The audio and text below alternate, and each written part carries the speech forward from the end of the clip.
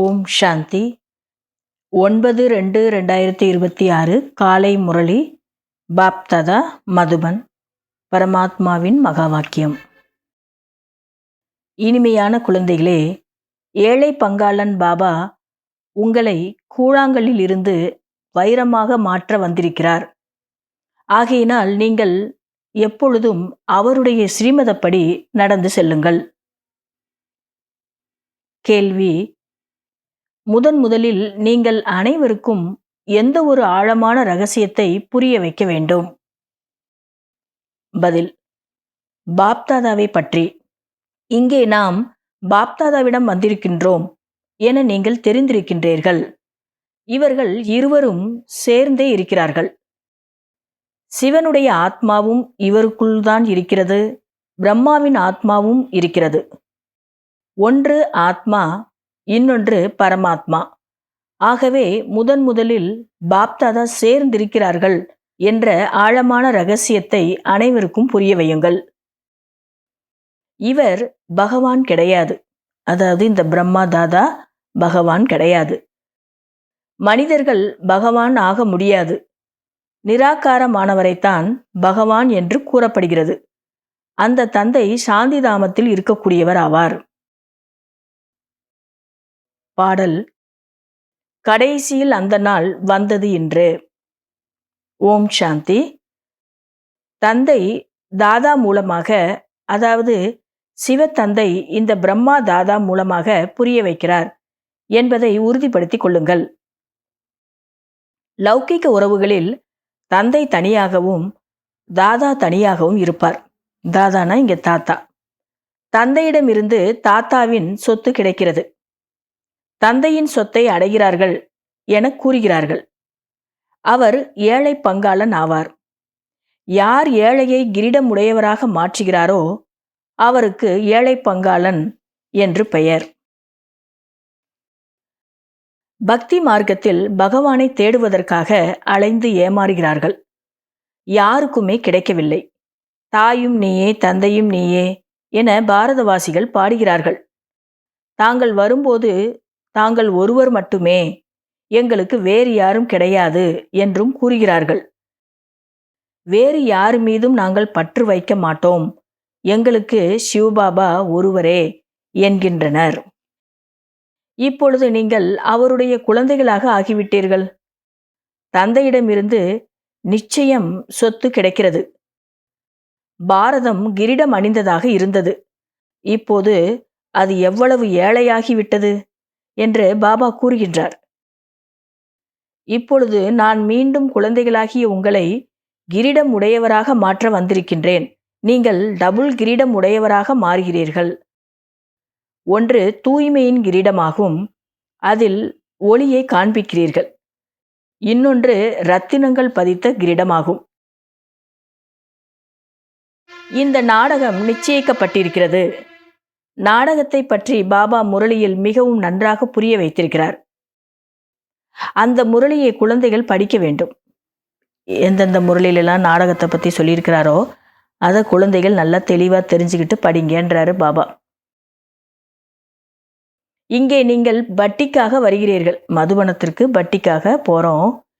இங்கே வெளி நினைவுகள் எதுவுமே வரக்கூடாது. இங்கே தாய், தந்தை மற்றும் குழந்தைகள். மேலும் இங்கே சூத்திர சம்பிரதாயம் கிடையாது. யார் பிராமணர்கள் கிடையாதோ அவர்களுக்கு சூத்திரன் என்று கூறப்படுகிறது. அவர்களுடைய சங்கம் இங்கே கிடையாது. அதாவது சூத்திரர்களுடைய சங்கம் இங்கே கிடையாதுன்றாரு. இங்கே பிராமணர்களுடைய சங்கம்தான் இருக்கிறது. தந்தை அமர்ந்து குழந்தைகளுக்கு புரிய வைக்கிறார். எந்த குழந்தைகளை முதலில் சந்திக்கிறாரோ அவர்கள்தான் முதலில் சத்தியுகத்தில் வர வேண்டும். நீங்கள் 84 பிறவி எடுத்திருக்கிறீர்கள். படைப்பவர் மற்றும் படைப்பின் அனைத்து ஞானமும் ஒரு தந்தையிடம்தான் இருக்கிறது. முதலில் பாரதத்தில் ஒரே ஒரு ஆதி சனாத்தன தேவி தேவதா தர்மம் மட்டும்தான் இருந்தது. இப்போது அது மறைந்து போய்விட்டது. மற்ற அனைவருமே தங்களை இந்து என கூறிக்கொள்கிறார்கள். இப்ப யாரு தேவதா தர்மம்னு தன்னை சொல்லிக்கல, அது மறைஞ்சிருக்கு. ஆனால் இந்துங்கிற பேரை வச்சு அழைச்சிட்டு இருக்கிறாங்க அப்படின்னு தந்தை சொல்றாரு. இப்பொழுது எவ்வளவு மனிதர்கள் இருக்கிறார்கள்? சத்தியுகத்தில் 9 லட்சம் இருக்கிறார்கள். எனவே நான் வந்து பிரம்மா மூலமாக சொர்க்கத்தை ஸ்தாபனையும் சங்கரர் மூலமாக அழிக்கவும் செய்கிறேன் என பாபா கூறுகிறார். போன கல்பத்தை போன்று அனைவரும் ஏற்பாடுகளையும் செய்து கொண்டிருக்கிறார்கள். எத்தனை வெடிகுண்டுகளை உருவாக்கியிருக்கிறார்கள்! 5000 வருடங்களுக்கு முன்பு கூட இதே மகாபாரத போர் நடந்தது. பகவான் வந்து ராஜயோகத்தை கற்பித்து மனிதர்களை நரனிலிருந்து நாராயணராக மாற்றினார். என்னை நினைத்தால்தான் சதோப்பிரதானம் ஆவீர்கள் என்று இப்பொழுது பாபா கூறுகிறார். யார் சேவை செய்து தனக்கு சமமாக மாற்றுவார்களோ அவர்களே உயர்ந்த பதவி அடைவார்கள். டபுள் கிரீடம் உடையவர் ஆவார்கள். சத்தியுகத்தில் ராஜா ராணி மற்றும் பிரஜைகள் அனைவருமே தூய்மையாக இருக்கிறார்கள். இப்பொழுது மக்கள் ஆட்சியாகத்தான் இருக்கிறது. 2 கிரீடமும் கிடையாது. இது போன்ற நிலை ஏற்படும் பொழுதுதான் நான் வருகிறேன் என்று பாபா கூறுகின்றார். நீங்கள் நாயகனாகிய என் ஒருவனின் நாயகிகளாக இருக்கிறீர்கள். பக்தர்கள் அனைவரும் பகவானை நினைக்கிறார்கள். சத்தியுகம் திரேதாயுகத்தில் பக்தியே கிடையாது. அங்கே ஞானத்தின் பலன்தான் கிடைக்கிறது. தந்தை வந்து ஞானத்தினால் இரவை பகலாக மாற்றுகின்றார். இப்பொழுது எவ்வளவு முடியுமோ நினைவு யாத்திரையில் இருங்கள். எப்படி பிரியதர்ஷினி பிரியதர்ஷனை நினைக்கிறார்களோ அவ்வாறு நினையுங்கள். குமாரிக்கு நிச்சயதார்த்தமான பிறகு ஒருவருக்கொருவரை நினைத்து கொண்டே இருக்கிறார்கள். இப்பொழுது இந்த பிரியதர்ஷனுக்கு நிறைய பிரியதர்ஷினிகள் பக்தி மார்க்கத்தில் இருக்கிறார்கள். ஓ பகவானே, துக்கத்தை நீக்கி சுகம் அளியுங்கள் என அனைவரும் துக்கத்தில் தந்தையை நினைக்கிறார்கள். இங்கேயோ அமைதியும் இல்லை, சுகமும் இல்லை. சத்தியுகத்தில் 2மே இருக்கிறது. துக்கம் வரும்போது தான் அந்த நாயகனை நினைக்கிறாங்க. ஆனால் சத்தியுகத்தில் நினைக்க வேண்டிய அவசியம் இல்லை. அங்கே 2மே இருந்தது. சுகமும் இருந்தது, அமைதி இருந்தது. கர்மங்களை செய்து கொண்டிருந்தாலும் புத்தியில் பாபாவின் நினைவு இருக்க வேண்டும். பாபாவிடமிருந்து நாம் சொர்க்கத்தின் ஆஸ்தியை அடைந்து கொண்டே இருக்கின்றோம். தந்தை மற்றும் ஆஸ்தியை நினைக்க வேண்டும். நினைவினால்தான் பாவங்கள் விலகி கொண்டே போகும். நினைவு செய்ய செய்ய தூய்மையின் ஒளி வந்து கொண்டே இருக்கும். துரு நீங்கிக் கொண்டே இருக்கும். குழந்தைகளால் எவ்வளவு முடியுமோ நேரம் ஒதுக்கி நினைப்பதற்கு வழியை கண்டுபிடிக்க வேண்டும்.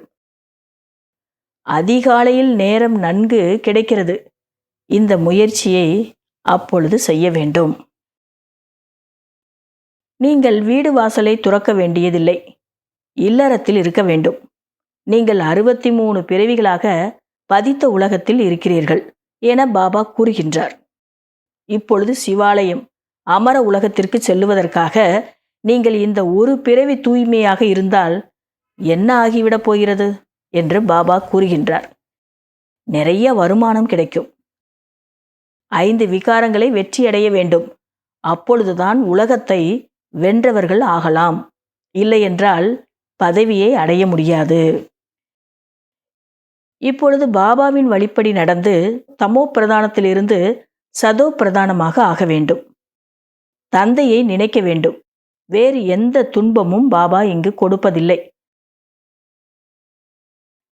பக்தி மார்க்கத்தில் நீங்கள் நிறைய ஏமாற்றத்தை அடைந்தீர்கள். இப்பொழுது தந்தையை மட்டும் நினையுங்கள். மேலும் சிருஷ்டி சக்கரத்தை நினையுங்கள். சுயதர்சன சக்கரதாரி ஆகினீர்கள் என்றால் 21 பிறவிகளுக்கு சக்கரவர்த்தி ராஜா ஆகலாம். பாபா ஞானக்கடல் ஆவார். இங்கே நீங்கள் எல்லையற்ற தந்தைக்கு முன்பு இருக்கிறீர்கள். உயர்ந்ததிலும் உயர்ந்த பகவான் பிரஜாபிதா பிரம்மா மூலமாக உங்களுக்கு ஆஸ்தியை கொடுக்கின்றார். எனவே இப்பொழுது விநாசம் நடப்பதற்கு முன்பாக தந்தையை நினையுங்கள். தூய்மை ஆகுங்கள். நல்லது. இனிமையிலும் இனிமையான காணாமல் போய் கண்டெடுக்கப்பட்ட செல்லமான குழந்தைகளுக்கு தாயும் தந்தையும் ஆகிய பாப்தாதாவின் அன்பு நினைவுகள் மற்றும் காலை வணக்கம். ஆன்மீக குழந்தைகளுக்கு ஆன்மீக தந்தையின் நமஸ்காரம். கடைபிடிக்க வேண்டிய முக்கியமான சாராம்சம். முதல் பாயிண்ட், நிரந்தரமாக தந்தையின் நினைவில் இருப்பதற்கு புத்தியை தங்க பாத்திரமாக மாற்ற வேண்டும். காரியங்களை செய்து கொண்டிருந்தாலும் பாபாவின் நினைவு இருக்க வேண்டும். நினைவின் மூலம்தான் தூய்மையின் ஒளி வரும். இரண்டாவது பாயிண்ட், முரளியை ஒருபொழுதும் தவறவிடக்கூடாது. நாடகத்தின் இரகசியத்தை சரியான விதத்தில் புரிந்து கொள்ள வேண்டும். வட்டியில் சிறிதும் வெளி உலக நினைவுகள் வரக்கூடாது. வரதானம், ஒருவருக்கொருவர் சிறப்பு அம்சங்களையே பார்ப்பதும் வர்ணிப்பதுமான சிறப்பியல்புகளால் நிரம்ப பெற்ற உயர்ந்த தூய அன்னப்பறவை ஆகுங்கள். சங்கம யுகத்தில் ஒவ்வொரு குழந்தைகளுக்கும் இந்த ஞானத்தின் மூலமாக ஏதேனும் ஒரு நல்ல குணம் அவசியம் கிடைத்துள்ளது. எனவே தூய அன்னப்பறவையாகி ஒவ்வொரு வருடமும் சிறப்புகளையே பாருங்கள், வர்ணனை செய்யுங்கள். பிறரது குறையையோ பலகீனத்தையோ கண்ணில் பட்டாலும் இது அவரது குணமல்ல, எனது குணம் என உணருங்கள்.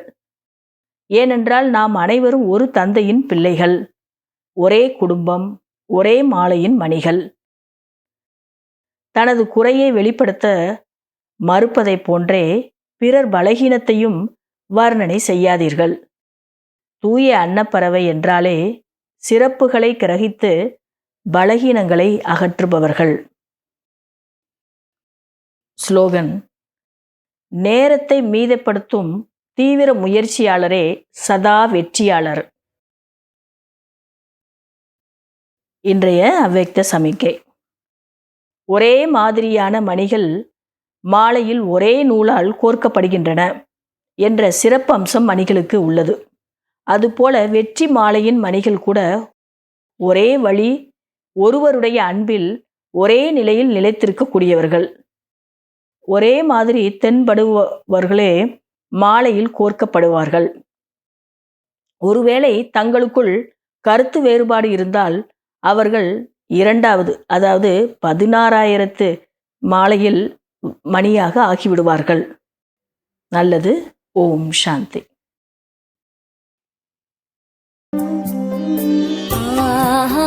எனது பாக்யமே பாபா உன் அன்பு கிடைத்ததே. எனது பாக்யமே பாபா உன் அன்பு கிடைத்ததே. கடலே கடலே உன்னிடம் உன்னிடம், கடலே கடலே உன்னிடம் உன்னிடம் ஒரு துளி அடைந்ததே. புதிய வாழ்வு மலர்ந்ததே. எனது பாக்யமே பாபா உன் அன்பு கிடைத்ததே.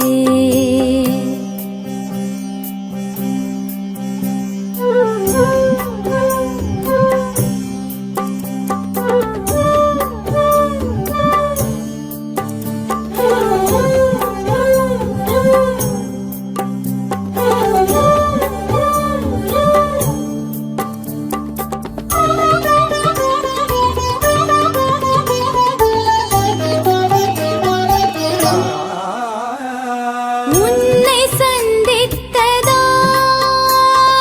வாழ்க்கையில்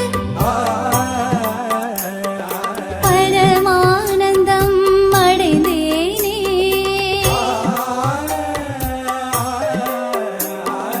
உன்னை சிந்தித்ததால் இதயத்தில் பேரானந்தம் அடைந்தேனே.